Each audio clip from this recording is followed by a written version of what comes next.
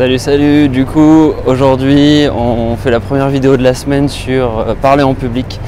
Alors ça va être particulièrement intense pour moi du coup parce que j'ai beaucoup de progrès à faire, notamment ne plus dire du coup, ne plus dire préparer davantage mes pitchs. Aujourd'hui je n'ai pas bien préparé de nouveau. Voilà, donc du coup ce qu'on va faire aujourd'hui c'est peut-être balayer les 3-4 conseils que je peux vous donner de manière un peu intuitive, en sachant qu'on va rester sur 3 conseils. Le premier ça sera préparer son pitch, le deuxième ça sera raisonner autour de punchline, et le troisième ça sera réfléchir autour de 3 idées phares pour mieux structurer son discours. Donc préparer son pitch, c'est vrai que si on prépare davantage, en général on est un peu plus clair, on sait ce qu'on va dire, on a une trame et donc c'est un peu plus simple de savoir, d'être intéressant, de rentrer dans le vif du sujet. Hier j'ai regardé une vidéo avec mon père sur l'homéopathie qui durait 1 heure sur la chaîne Homéopathie, vous pouvez aller voir, il y a 800 abonnés à peu près. Et donc c'est l'homéopathie et les sceptiques. Le mec parle pendant 15-20 minutes sans rentrer dans le vif du sujet, alors qu'il y a des tonnes de choses à dire. Et c'est horrible parce qu'il n'a pas de structure, et pourtant il pourrait bien parler, il a une super expression, mais c'est le chantier son discours, et c'est horrible à le dire, mais malheureusement il dessert la profession en faisant ça, alors que c'est quand même une profession qui est attaquée de toutes parts. Bref, donc moralité, préparez votre discours, réfléchissez à ce que vous allez dire, essayez d'être impactant, et voilà, vous dispersez pas. Donc première idée, la préparation.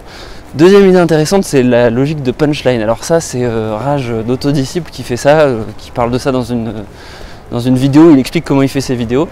Et en fait, il réfléchit autour de punchline. Une punchline, c'est une idée du style, par exemple, le contexte compte toujours plus que les principes. C'est better done than perfect. C'est des petites idées comme ça, sur lesquelles vous allez pouvoir vous concentrer et construire autour. Et ça, c'est intéressant parce que ça vous permet de vraiment figer une idée de manière forte à votre auditoire, et surtout de ne pas perdre le fil, toujours pareil. Ensuite, la dernière idée, donc c'est cette histoire de construire autour de 3 idées.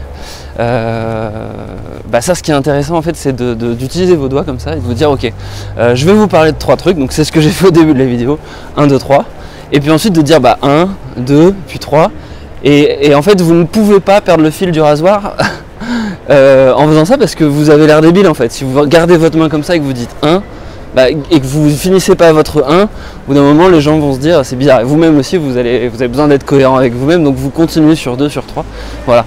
Donc au final, l'idée c'est de réussir à communiquer un grand message au travers de 3 idées, et de préparer du coup un ensemble de punchlines que vous allez pouvoir concentrer en fait sous ces 2-3 idées et sous ces 2-3 thèmes, et à partir de là c'est ça qui vous permet du coup d'être impactant. Cette semaine du coup on va résumer le livre Le secret des orateurs de Stéphane André, qui est assez intéressant. En 3 mots, son message c'est d'utiliser les rythmes, les règles du théâtre et un peu de l'art dramatique, du chant, et de le porter dans le monde de l'entreprise pour qu'on ait des orateurs qui soient des leaders et pas justement des gens un peu sans communication, qui soient capables de porter un message, porter une cause, voilà. Et donc en résumé, son propos il se retrouve sur 2-3 idées fortes. Alors je vais forcément en oublier plein, je vais forcément déformer un peu ce qu'il raconte parce que j'ai pas le texte sous les yeux, mais en gros une des idées fortes c'est le regard, c'est aller à la rencontre des autres. C'est vrai que moi c'est un truc que je ne fais pas assez, regarder directement l'objectif. Donc aller à la rencontre, co-construire en fait le discours avec le public. L'idée c'est que si vous construisez en fait un discours avant et que vous le lisez, en fait il n'y a que vous qui êtes l'auteur. Par contre, si votre regard se porte sur les différentes personnes de la salle et que vous en fait vivez votre discours et que vous le partagez et finalement vous le dites mais en réaction avec les autres, vous co-construisez le discours avec le public, et du coup vous allez co-construire, et en fait sa punchline c'est un public ne peut pas ne pas adhérer à un discours qu'il a coécrit. Voilà.